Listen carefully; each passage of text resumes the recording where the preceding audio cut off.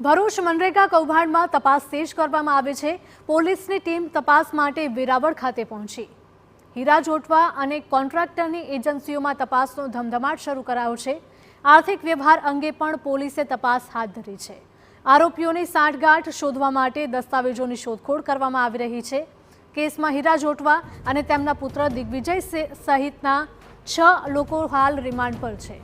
મહત્વના સમાચાર ભરૂચ મનરેગા કૌભાંડ સામે આવ્યું હતું, તેમાં સતત તપાસ કરવામાં આવી રહી છે।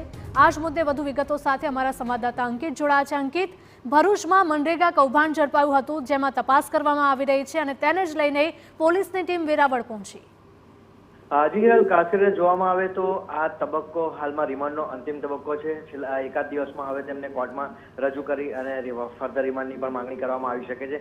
સાથે બીજી તરફ ભરૂચ પોલીસની જે સ્પેશિયલ ઇન્વેસ્ટિગેશન ટીમ છે તેની એક ટુકડી વેરાવળ પહોંચી છે અને જેના દ્વારા હીરા જોટવા અને જે એજન્સીઓ દ્વારા જે કૌભાંડ આચરાયું છે અને તેમના ખાતાઓમાં પૈસા જમા થયા છે તે તમામ એજન્સીઓ વચ્ચેની સાંઠગાંઠની તપાસ કરવામાં આવી રહી છે। આ ઉપરાંત આ બંને વ્યક્તિઓ વચ્ચેની જે લિંક છે તેને શોધવા માટેના દસ્તાવેજો જે છે તેની તપાસ શરૂ કરવામાં આવી છે। સાથે સાથે આર્થિક વ્યવહારો કઈ રીતે થયા છે, અન્ય કોઈ કેશ વ્યવહાર પણ થયા છે કે કેમ, આ તમામ પાસાઓની તપાસ કરવામાં આવી રહી છે। જોટવા અને જે એજન્સીઓના નામ જે એફઆઈઆરમાં નોંધાયા છે તે તમામના ઓફિસોમાં સર્ચ કરવામાં આવી રહ્યું છે અને એસઆઈટીની ટીમ દ્વારા વધુ તપાસ કરવા માટે વધુ દસ્તાવેજોની શોધખોળ હાલમાં ચાલી રહી છે। જી બિલકુલ, માહિતી બદલ આપનો આભાર અંકિત। તો મહત્વના સમાચાર, જે આર્થિક વ્યવહારો છે તેને લઈને પણ તપાસ કરવામાં આવશે। આરોપીઓની સાંઠગાંઠ શોધવા માટે દસ્તાવેજોની શોધખોળ।